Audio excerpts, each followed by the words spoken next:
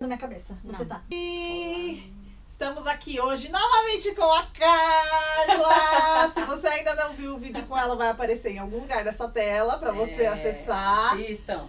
Foram alguns pedidos de que voltasse coisas com a Carla. Então, temos esse vídeo e vai ter mais um outro ainda com uma extensão do assunto traição. Se você tá vendo aí pela primeira vez, a Carla tem 2 artigos.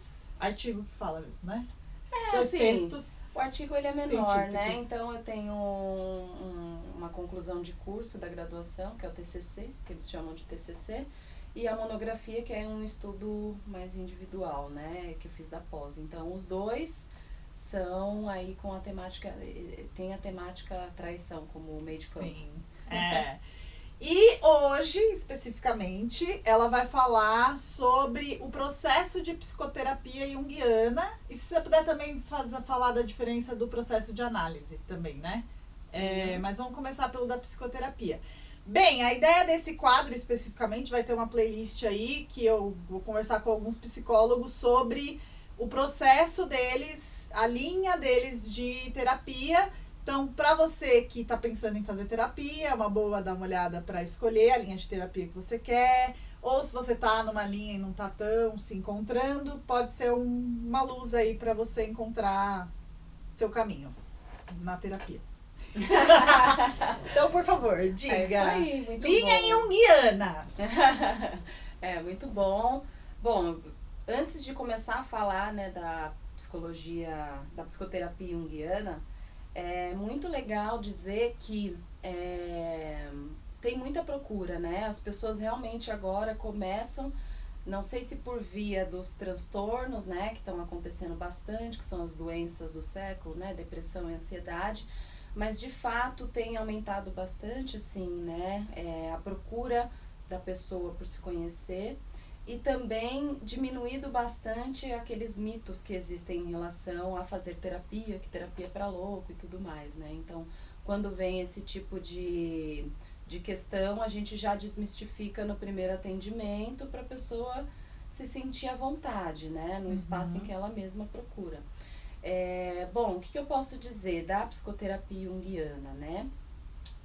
A psicoterapia junguiana, ela vai trabalhar na ideia, eu vou falar pra você, Pri, o que eu falo pro paciente que senta aqui a primeira vez, tá bom? Esse é o consultório dela, que é maravilhoso, inclusive. Se você puder, venha conhecer. Eu acho que fica mais fácil, porque assim, eu gosto, aí cada um tem uma maneira, né, de trabalhar. Eu gosto, no primeiro contato, de levar pro paciente para que ele saiba onde ele veio parar, sabe? Porque existem pessoas que vêm ou que procuram a gente, eu quero passar com uma junguiana, por exemplo. Então a pessoa ela já tem uma ideia de que existem linhas teóricas que abarcam, né, aquele profissional. E outras não, outras elas só chegam, querem fazer terapia, né? Então tem várias questões aí, porque às vezes eu já ouvi amigos que não se identificaram. E vem, poxa, Carla, eu fui lá no psicólogo, de repente eu fiquei lá falando o tempo inteiro e o cara não falou nada. Ou tem outros que vêm, às vezes, com a demanda de, nossa, eu fiquei tanto tempo, mas assim, eu queria aprofundar, mas eu não conseguia aprofundar. Porque cada tipo, né, de linha tem uma questão envolvida ali na prática, né, no manejo clínico. Então, às vezes acontece de você não se identificar mesmo com... Primeiro, às vezes, você não vai com a cara do terapeuta, né? Então, às vezes, pode ter esse tipo de questão inicial. Não sei, não gostei, foi assim. E a pessoa vai embora. Às vezes, tem uma questão da própria linha que o profissional está trabalhando, né? Eu costumo dizer que é como a religião, né? Então, tem vários tipos de religiões, mas todos estão falando da mesma figura. A própria linha, né, é a mesma coisa, né? São várias linhas de abordagens e de maneiras de se trabalhar no setting, mas todo mundo está falando do mesmo lugar, né? Que é a psique humana, e aí cada um vai falar de um jeito. Bom, esse é o primeiro ponto. A psicoterapia junguiana, ela vai trabalhar o processo de autoconhecimento, né? Que é o que o Jung chama de processo de individuação. O processo de individuação é uma questão muito central aí na obra de Jung, né? Porque ele vai falar do processo de tornar-se a si aquilo que é, aquilo que se é. Então, tem uma imagem que eu sempre falo, eu adoro essa imagem, eu aprendi na graduação, que é o descascar da cebola. Então, o si, né, aquilo que se é aquilo que está na essência da cebola. Então, você vai descascando, vai tirando as cascas, né, e de repente você tem um núcleo. Então, aquele núcleo é aquilo que você é, né. Então, quando a gente nasce, a gente tem as nossas primeiras referências, então a gente é uma esponjinha, né, vai absorvendo tudo. Então, o meio nos forma, né. O Jung vai falar que o processo de individuação é um processo diferente, porque já não é mais o meio, é você entrando em contato com você mesmo, né? Outra imagem que eu sempre falo para os pacientes aqui, que eu acho importante e ajuda, toda vez que você estiver frente a um mar, né? E principalmente se nesse mar tiver rochas, né? No meio daquele mar, você vai entender um pouco o que o Jung falava. Ele fala assim, que o nosso inconsciente, que a gente já falou um pouquinho do que é inconsciente, né, lá no vídeo da traição, que o nosso inconsciente, ele é um grande mar, né, e que a nossa consciência, né, são aquelas pequenas ilhas de consciência. O que ele quer dizer com isso? Que tamanho é o desconhecimento que a gente tem de nós mesmos. Então, quando a gente olha o mar, imagina aquele reino ali embaixo, né, o mundo ali dentro do mar, o que não tem ali? Tem um universo ali, mas a gente não vê, a gente não enxerga. Então, o que acontece? Existe uma figurinha chamada inconsciente, que eu sempre brinco com o paciente, eu falo, é aquilo que está atrás, você não tem olho atrás, você não está vendo, mas tem alguma coisa que está atuando, né? Então, como é fácil identificar isso? Coisas que você repete e você se percebe repetindo e você fala, caramba, eu fiz de novo. Eu não queria fazer, mas fiz de novo. Sim. Então tem uma figurinha que está ali atuando na sua vida e você não tem o controle daquilo. Então, quem tem o controle nesse primeiro momento são as figuras aí do seu inconsciente. Então, o Jung vai sempre dizer que a psicoterapia, a análise, né, a psicoterapia junguiana, ela quer fazer o quê? Ela quer fazer uma união entre o que está no inconsciente para ir para a consciência. Porque esses conteúdos que estão lá, que você não sabe se lá, mas está acontecendo ali, quando você começa a identificar e reconhecer, que é quando vem a luz, né? Ele sempre faz essa brincadeira da luz e da sombra, né? Então, o que está na sombra é o que eu não vejo, e o que está na luz é o que eu começo a enxergar. Então, um conteúdo desse seu, você reconhece e fala, nossa, eu estou fazendo isso sempre por conta disso, disso e disso. Aí você vai falar, caramba, esse é o primeiro passo dentro do processo de análise, é você começar a reconhecer e ter consciência de coisas que você não tinha consciência. Uma coisa é você conhecer, outra coisa é você dizer para você o que você quer fazer com aquilo, porque quando você reconhece aquilo, você é responsável por aquilo. E aí é o que você vai fazer em relação àquilo. Então, é um segundo momento dentro do processo, né? Porque aí é você entrando em contato com aquilo o tempo inteiro que vem. Às vezes são coisas que você não quer ver. Então, se de repente você é uma pessoa que se relacionou na sua vida sempre de forma egoísta, e você começa a reconhecer a atuação desse lugar, você pode entender o que você quer fazer ou não com aquilo. Se você vai fazer, se você não vai fazer, já é uma escolha sua. Você é responsável pela sua vida e pelas escolhas. Mas tem uma outra coisa importante, você também é responsável pelo que você sente. Então, se estamos aqui numa discussão e você sente raiva de mim, não sou eu que estou provocando raiva em você. A raiva é sua. É você que tem que lidar com isso. Então, é a responsabilidade o tempo inteiro sobre o que é seu. Percebe? Então, a psicoterapia junguiana, ela vai trabalhar o processo de autoanálise, de autoconhecimento, né? E também, eu sempre brinco com essa imagem, que é o tirar a muleta. Porque num primeiro momento, você pode até estar se apoiando no processo terapêutico. Mas o processo, ele vai promovendo uma autonomia, né? Então, você passa a ter autonomia sobre o seu funcionamento. Sim. E isso é que é legal, entendeu? Só que assim, o que pode acontecer? Eu brinco também com essa imagem. Às vezes tem paciente que vem aqui e a gente abre as cartas, né?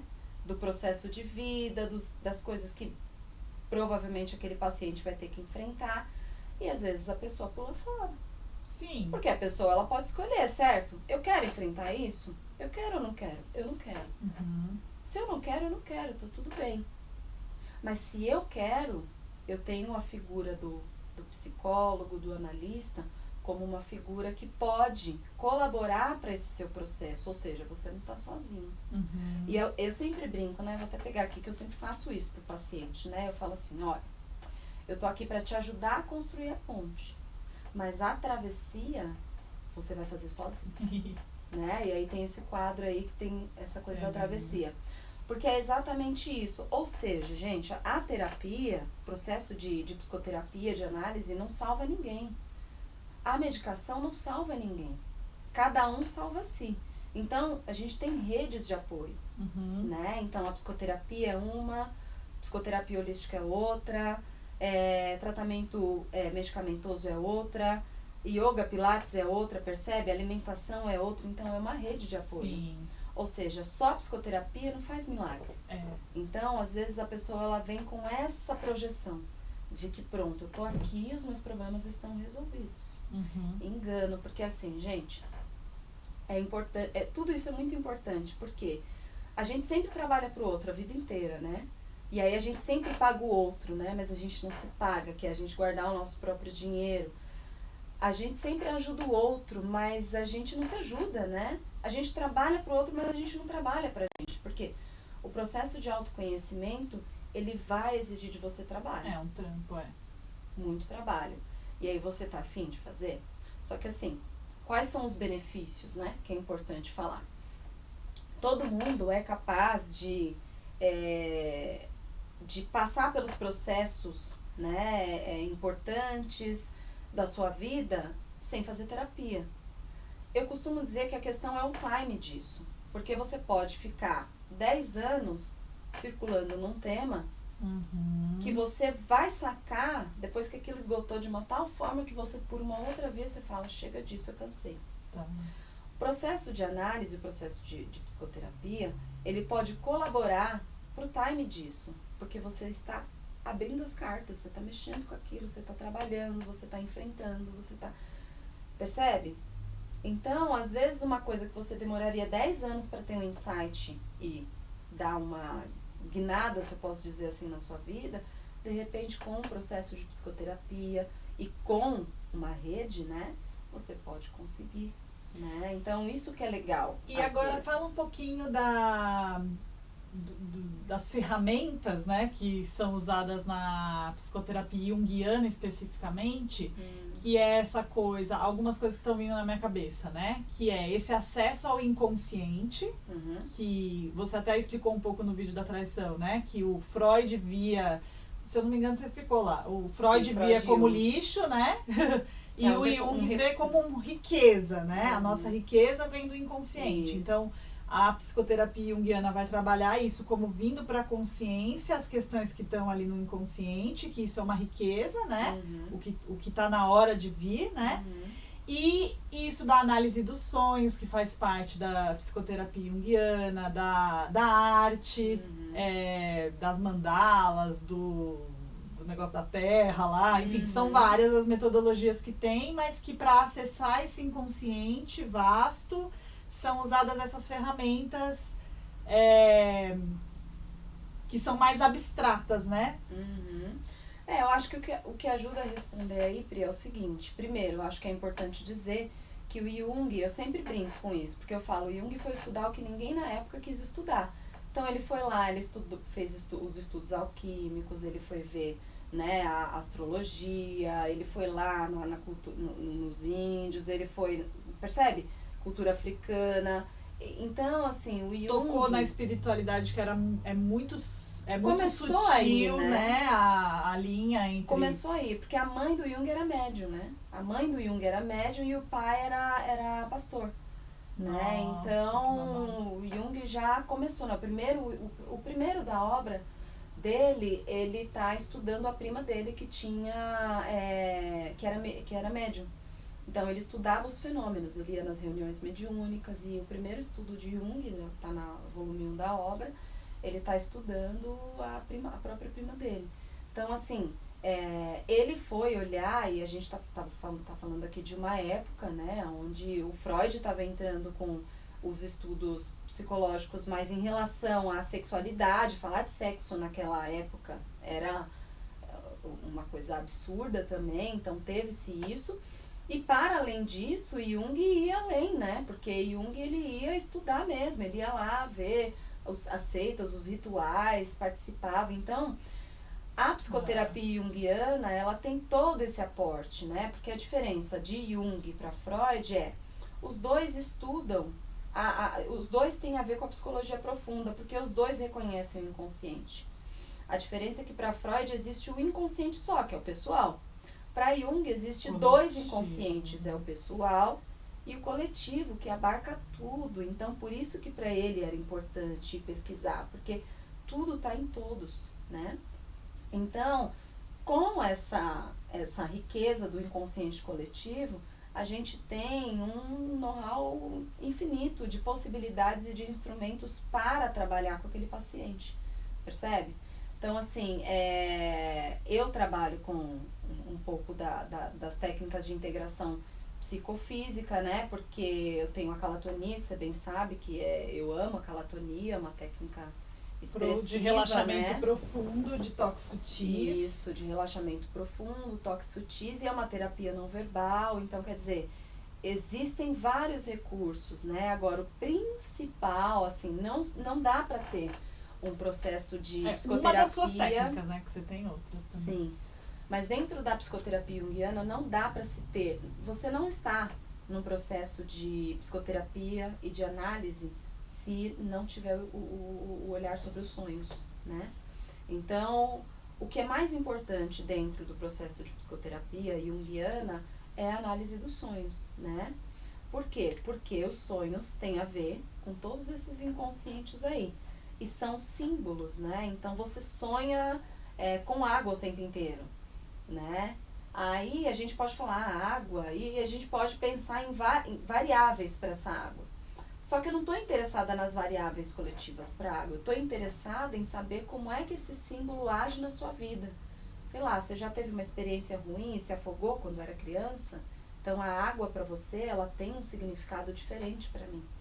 É isso que a análise dos sonhos ela vai buscar. Ela vai buscar a subjetividade daquele símbolo para você. Então por isso que a gente analisa sonho, porque o sonho ele é um recorte. Eu tenho um amigo querido que fala isso, né? Que o sonho, ele é como se fosse um raio-x da sua psique neste momento, né? Então, tem uma coisa muito legal, né? Para Jung, o inconsciente, ele tá à frente da consciência. Então, muitas vezes o sonho tá falando coisas que o seu inconsciente já sabe. E aquilo a sua consciência vai ter insight muito tempo depois. Então, assim, ser psicoterapeuta junguiana e futura analista junguiana é muito rico. Eu só aprendo o tempo inteiro. E aí me conta isso. O que diferencia entre a pessoa escolher? Será que eu quero fazer terapia ou eu quero fazer análise? Então, o que diferencia é o tipo, a carreira que aquele profissional, que aquele psicólogo Não, mas a escolheu. pessoa que quer fazer. Sim, mas o que diferencia é a carreira que aquele profissional que ela escolheu fez. Ah, tá. Por quê? Um psicoterapeuta junguiano é aquele cara que fez a graduação e faz uma especialização em psicoterapia junguiana. Então, ele é um psicoterapeuta junguiano. Um analista é o cara que fez a graduação, então ele é um psicólogo. Pode ou não necessariamente ter feito uma especialização em psicoterapia junguiana, se bem que alguns institutos já exigem que faça, né? Uhum. E depois ele vai fazer o que a gente chama de formação em analista junguiano, né? E aí essa formação, sim, ela forma analistas. Mas para a pessoa que está passando pelo processo, ela vai ter uma diferença nesse atendimento? Às vezes é a questão de conhecimento, né? Quem tem o conhecimento que existe a possibilidade de fazer a análise, vai procurar um analista. Mas então, mas aí, por exemplo, eu que já faço terapia há muitos anos. Uhum. O que faria eu dizer, eu acho que agora eu vou passar para uma análise? A análise, ela é um patamar acima nesse processo de se aprofundar ou, enfim? Ela é e não é. Ela é. E aí eu vou defender o ponto de vista que é, porque eu tô fazendo a formação. Eu ainda não sou uma analista, certo? Uhum. Mas o que eu estou percebendo dentro do meu processo é que, assim, quando você faz a formação em analista, você estuda a obra inteira de Jung, né? Então, onde eu faço, né, que é o IJUSP, que é o Instituto Jungiano de São Paulo, a gente vai estudar ao longo dos 4 anos 80% da obra de Jung. Os outros 20% são de pós-jungianos, que são aqueles caras que continuaram, né, as pesquisas em relação ao legado do Jung, né? E aí tem suas vertentes. Então, quer dizer, um psicoterapeuta junguiano é tão bom quanto um analista. A questão é que o analista, ele faz caminhos e tem acessos que possivelmente, eu só vou poder te dizer isso daqui 4 anos, quando eu me formar, que possivelmente aquele profissional, ele tem um know-how, acaba-se... Estamos em 2019, se você estiver vendo esse vídeo em 2030, ela já é uma analista. Acaba-se tendo um know-how, um aporte maior. O que eu entendo é que eu estou aprendendo muita coisa em conjunto, em parceria com a formação em analista, que sozinha... Eu não sei se eu estudar a obra de Jung sozinho, entendeu? Sim. Então, assim, quando você faz a especialização em psicoterapia junguiana, é muito boa. Porque você vai beber da fonte de Jung. Eu saí da pós em psicoterapia com um desejo de quero mais. Então, quem me deu esse lugar foi fazer a formação em analista. Sim. Que aí é um outro, é um a mais, é uma continuação. Então, acredito eu que para a minha carreira profissional enquanto psicoterapeuta junguiana e futura analista é muito rico. Então, eu acho que eu posso oferecer mais ao meu paciente. Sim. E isso não é que o psicoterapeuta junguiano não ofereça, porque eu sou uma. Sim. Né? Então, tá tudo bem. Eu acho que, assim, o que diferencia para a pessoa que está fazendo um processo de psicoterapia é ela ter conhecimento. Que existe... né, analistas junguianos, né, e aí tem várias vertentes, então é muito rico, tem muita coisa boa, tem o Sandplay, que é uma técnica super interessante, que depois a gente pode até fazer uma sessão só para falar do Sandplay, que também é uma vertente dentro da psicoterapia junguiana, que pode ter psicoterapeuta junguiano que trabalha com Sandplay, outros não. Sim. Eu, por exemplo, não trabalho, mas futuramente eu quero trabalhar com o Sandplay. Né? O Sandplay são aquelas caixas de areia, e aí você trabalha com miniaturas e você faz uma análise daquilo, né? Então, enfim, tem muita coisa. Desenhos, a principal é sonho, né? Porque eu não fabrico o seu sonho e você não fabrica o meu. Eu sempre falo isso pro paciente, né? Porque aí ele já entende que tudo que é realizado aqui, quando ele dorme, né? Todas as imagens que ele tem, eu não tenho nada a ver com aquilo, mas ele tem, porque é dele. Então vamos olhar para isso? Vamos entender o que será que essa água está querendo trazer de conhecimento para o seu processo, né? Então é uma via de acesso ao inconsciente. Para Jung é mais importante, tá? Aí depois as pessoas que foram estudando, né, foram reconhecendo e criando instrumentos novos que também acessam. A calatonia pode ser uma delas também, né? Então, é um pouco isso. Não sei se responder. Sim! Então, por favor, se você souber de alguém que esse vídeo possa ser útil, compartilha. Deixa seu like aí se tiver sido útil pra você também. E também pra ajudar a gente. Se inscreve no canal. Obrigado, prima, de novo. A Carla é minha prima, pra quem não sabe. Primíssima. Ela não é minha terapeuta, tá? Eu sei de tudo isso dela, porque a gente troca muita figurinha. Mas, enfim, se inscreve aí no canal pra você saber dos próximos vídeos. Badala o sininho. E é isso. Obrigada, prima, mais uma vez. Aí na descrição do vídeo vai estar todos os contatos dela, pra quem quiser acessar. Ela faz atendimentos tanto presenciais quanto online, né? Isso. E é isso. Beijinho, tchau, tchau. Beijo, tchau, tchau. Obrigada.